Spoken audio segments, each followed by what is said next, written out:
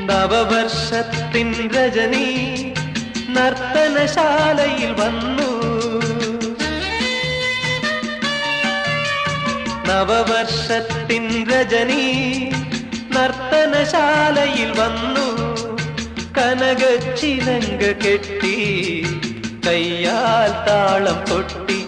ആഹാ, കയ്യാൽ താളം കൊട്ടി. നവവർഷത്തിൻ രജനി ലാലാ